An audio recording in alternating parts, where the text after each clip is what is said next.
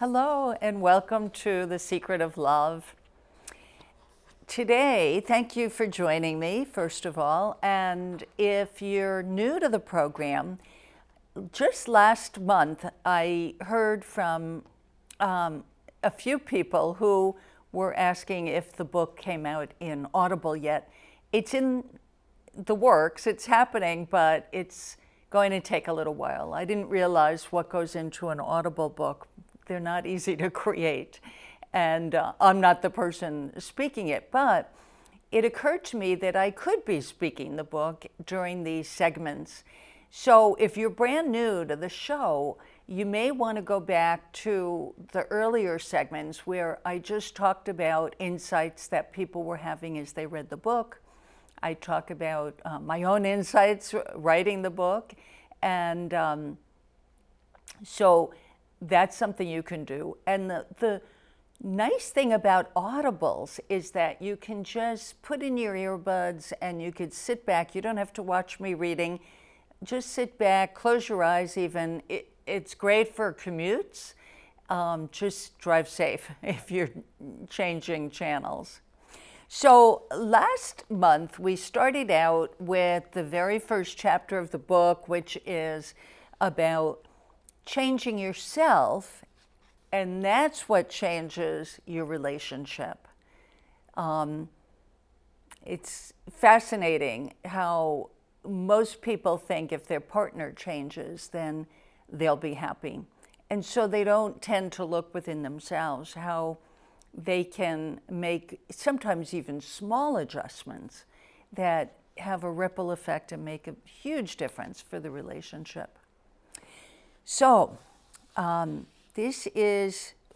we have a few more pages in chapter 1, and then we're going to go into the next chapter, which are the principles behind your experience. The whole book is based on the principles of mind, thought, and consciousness.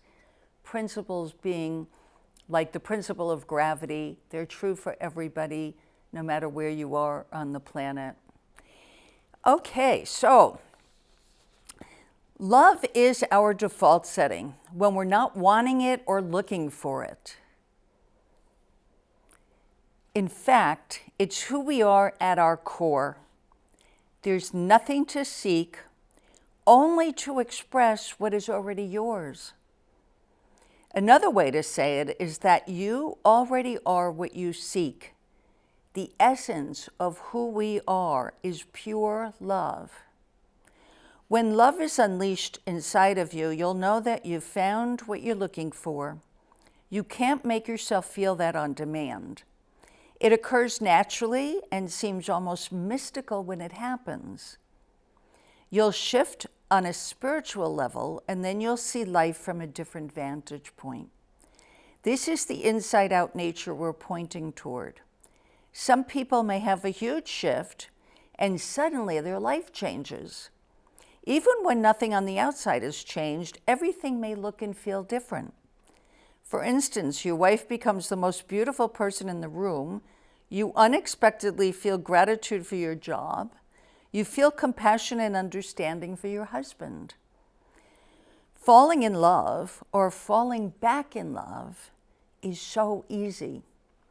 It just happens. We don't make it happen. We couldn't, even if we tried. Most of us would agree that it's the best feeling there is. There is nothing quite like it. Then, unexpectedly, our feelings change. This can happen just as fast. We lose our good feelings, and it seems as though it's the other person's fault. After all, it appeared as though they made us feel good, so it must also be them making us feel bad. No one can help us fall in love because the feeling comes from within. No one can give it to us, and no one can take it away. Love is our default setting. It comes from a reservoir deep within our souls that is always accessible, whether we know it or not. In a nutshell, feeling love is easy. That is, until we contaminate the feeling with negative or insecure thinking. When people fall into a state of love, it happens with little effort. As time goes by and couples get to know one another better, they start developing thinking about their partner based on their own perceptions about them. Whether we think of their endearing qualities or annoying qualities, our perception of that person begins to change. It never occurs to us that it is our own creation, an illusion created from our personal perspective in that moment. What we believe we know about the other person is what we've conjured up in our own minds, and it can easily get in the way of the natural love we once felt. What we think about each other and ourselves will either support love or diminish love. To understand how this plays out, we have to explore the source of emotions: mind, thought, and consciousness. The three principles explain that your partner's words and behaviors are the result of thought that looks real in the moment. By understanding these principles, we can see that everyone gets tricked by their thinking to a greater or lesser extent. Being aware of this fact reduces our tendency to blame or judge our partner, because we realize that we're creating it. We're creating our experience. The way to understand what is in this book is not through words, however. That is the only way we can convey something intangible, by spoken or written word. The way to understand what we're attempting to convey is through a feeling. To see what it is, we have to bypass our intellect, which wants to analyze, judge, compare, and contrast. So it would be wise not to think about our words, just get the feel for what we're saying. Our words are merely a pointer to discover the truth that lies within you. And now is a story by a fictitious couple names, Jonathan and Cheryl, and it will illustrate the point that we're making in this chapter, that when you change yourself, your relationship changes. Jonathan came to see me distressed over his relationship with his wife, Cheryl. He told me that Cheryl had become very reactive and angry and barely spoke to him. She no longer wanted to be intimate. She would blame him for minor things and become quick to judge him. Jonathan said that she started traveling to Washington, D.C. frequently, and when she traveled, she almost never called home. He would call her if things happened with the children, but they would frequently go days without communicating. He felt that it must be his fault, since she frequently blamed him for anything that didn't go the way she wanted. Jonathan wanted to know what was wrong with him, that Cheryl had grown to dislike him so much. He also felt hopeless because she refused to attend marriage counseling and even refused to discuss it with him. Jonathan wanted to know what he could do to make Cheryl love him again. I told him that there was nothing he could do to change or fix himself so she would love him again. If that were possible, I would be a millionaire and the world would be a different place where peace and love would be the standard for life. I did tell him that the best chance he had was to find peace and love within himself and start to take care of his own state of mind. Jonathan came in to see me regularly. He listened to tapes and read books by Sid Banks and really transformed. He became secure and confident and did not take Cheryl's negativity personally. He ignored what he could and gently set boundaries when it seemed wise to do so. Cheryl got worse. She stayed away longer and was angrier when she was home. Then one day she was getting ready to go on another trip and she told him that she had been having an affair with a man in Washington, D.C. She was going to make plans to move there and wanted a divorce. He stayed strong and said that if a divorce was what she wanted and it felt right to her, he would agree. It's very touching.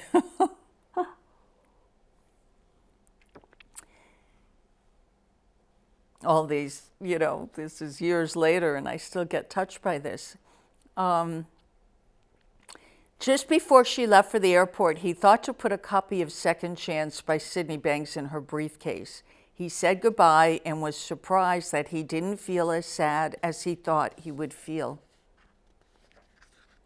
Cheryl returned 5 days later and told him that she had read the book on her trip to DC, ended the relationship with the man, and agreed to go to counseling. I mean, that's pretty powerful, right? She apologized to Jonathan and asked him to keep her. They came in for 4 more sessions and were falling back in love with each other. They stopped in a few years later after a bike ride and just wanted to let me know that they were still doing fine and were so grateful to have learned what they did to save their marriage. And this is the reflection from my co-author Chris Heath and myself. You can see how change can happen when 2 people are touched by a deeper feeling of love. You can't change other people. However, this is another example of what can happen when even one person changes and moves in the direction of well-being. When Jonathan changed, his interactions with Cheryl became totally different, which resulted in her changing without even knowing it. When she read Second Chance, she had a profound shift and saw her life and her relationship totally differently. It was as if she had awoken from a dream. Jonathan could tell by how different she was when they interacted. This was a true shift in consciousness for her. He was then able to forgive her and totally drop the memories of their past experience. The 2 of them together were able to create the relationship of their dreams with one another out of a state of love and positivity. Sometimes when people reunite after a bad experience, such as an affair, they worry that their spouse will repeat their hurtful actions, and as a result, they live in fear and anticipation. When a human being has a true shift in their level of consciousness, their lives are different across the board. Everything about Jonathan's wife changed for the positive, and he could feel that Cheryl was different. They were able to let go of the past. They realized that she wasn't seeing clearly at the time. Knowing that a human being is innately healthy is what helps people accept that the negative behavior of the other person isn't personal, but a trick of the mind created by insecure thinking. Levels of consciousness. When people shift on the inside, they have what we will be calling a shift in their level of consciousness. This is something that happens on its own, simply by recognizing that our experience is always coming from within us. We can't think ourselves into a higher level of consciousness to make the shift happen. As we listen and see how the principles work within us, our consciousness shifts on its own and we begin to see life differently. We start to feel better, and suddenly our life looks differently. And suddenly our life looks better. When this happens, we respond differently. We naturally respond in ways that are more productive and loving. These are things that will happen after we have a shift, not before. An innate state of mental well-being is within everyone, and it is unaffected by the outside world. Please don't judge yourself or others when you start to see how we all live at different levels of consciousness. We will want to live in a better state of mind, and knowing that will affect our relationships. The idea is to look for the innocence in ourselves and others, because no one purposely chooses to live at a lower level of consciousness, even if they could do such a thing. We're all doing the best we can to have a better life, no matter how dysfunctional. And I'll add to that really, if you can see this, it will change things for you. But again, you have to go deeper than my words, because my words are just pointing to an event that does happen for all people. When you start to see it in your own life, you'll know what I mean. So what I've come to see is that people really are innocent to their own thinking. They are always, all of us, are always doing the best we can in the moment we're speaking or behaving according to how life appears to us, how things are looking to us in that moment. Now, can you remember having an argument with your spouse or with anyone, and then at some point in time, and sometimes it's the very next day, you've forgotten what the argument was about? You don't even remember. What was that big hullabaloo? Well, that's a shift in consciousness that takes place whether you know about it or not, where your mind quiets down, just by virtue of having a quieter mind, things look more clear to you. You know the snow globes, I like using this as an example, but when you shake a snow globe, you can't really see the scene. It's cloudy and there's a bunch of glitter in the way. But as things settle down, the whole scene becomes clear and apparent. That's basically what happens within our own minds. There's no snow globe in there, but there's like a cacophony of thoughts that go through our mind willy-nilly all the time, every day. And the result of that is a lot of chaos and confusion. And when we think our thoughts are absolutely true and right, that's when we get caught up in the chaos and cacophony of thinking, which just grows and grows.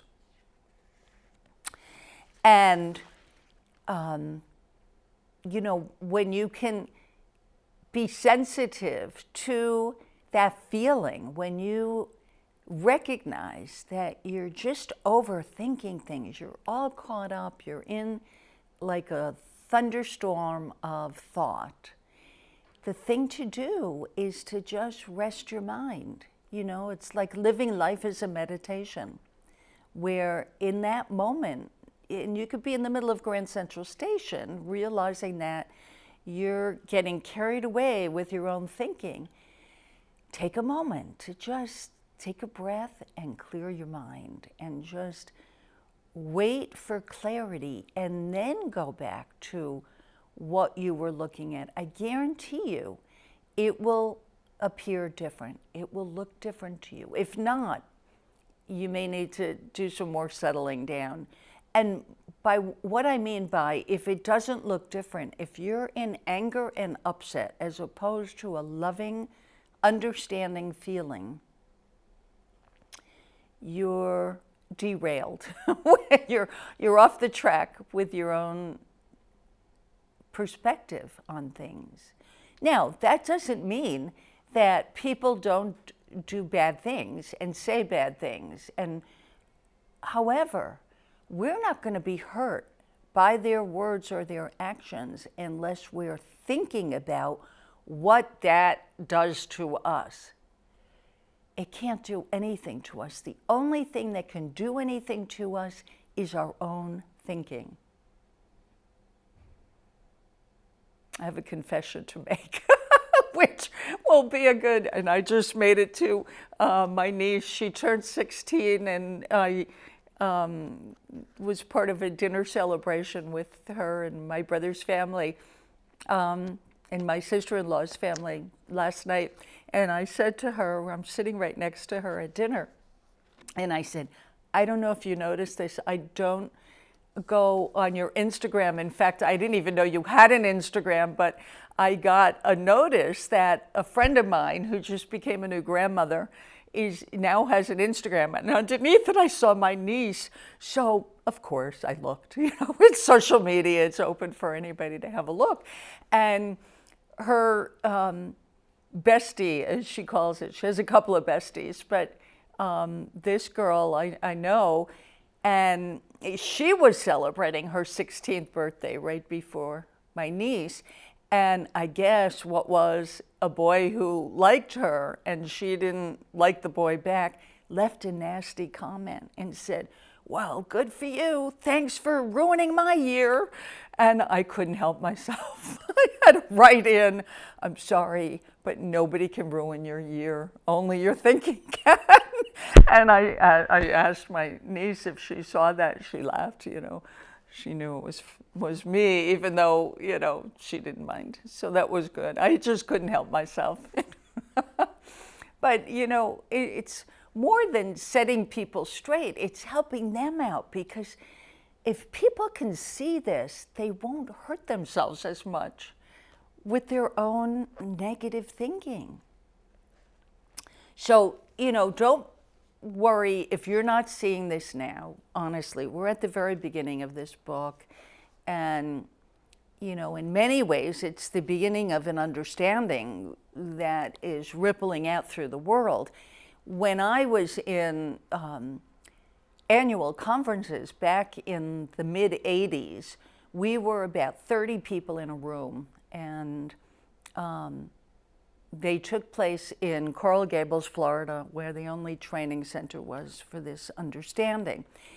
And now I was at an annual conference that takes place in the UK, in London, and there were 1,000 people at that conference and many more streaming it.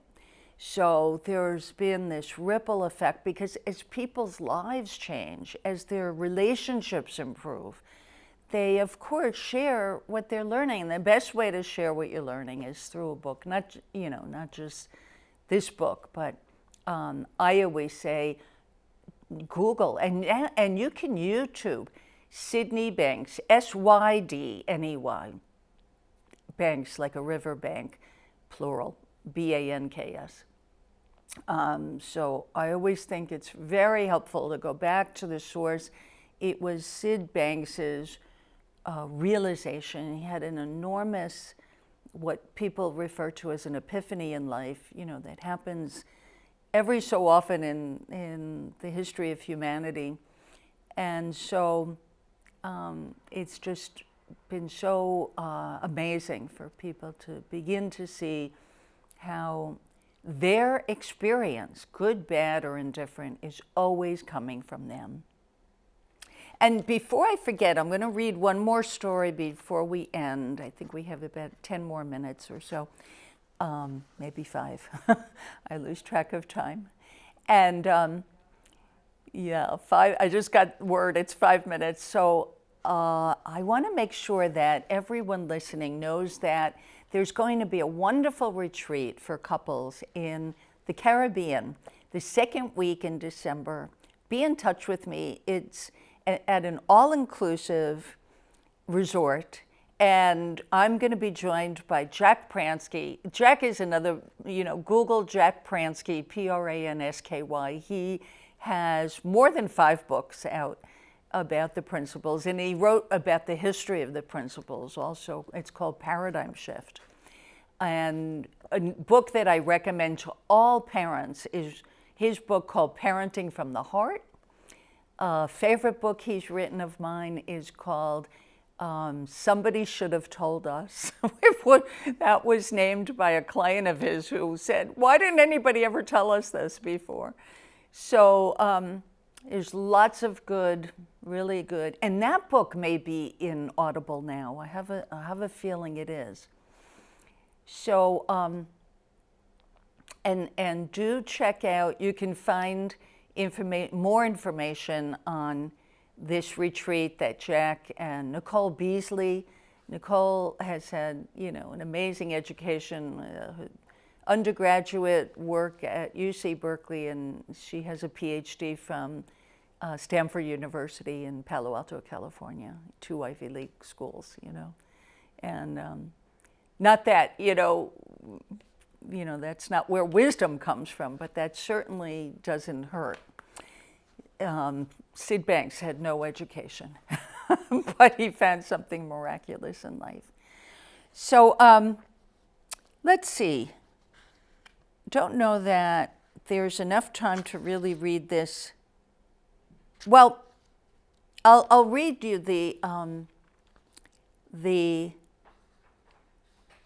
beginning quote by Sid Banks as an ending. And that'll be the quote that will start us off on our next session together in a month, where we talk about the principles behind your experience. And Sid Banks said, mind, consciousness, and thought are the three principles that enable us to acknowledge and respond to existence. They are the basic building blocks, and it is through these components that all psychological mysteries are unfolded. So I hope you'll join me next month and get in touch, not only for the retreat, but also if you found insights in your own life and you'd like to be on the show with me, I would love to have you come and I'll interview you. Okay, thank you so much. Have a wonderful month. Bye for now.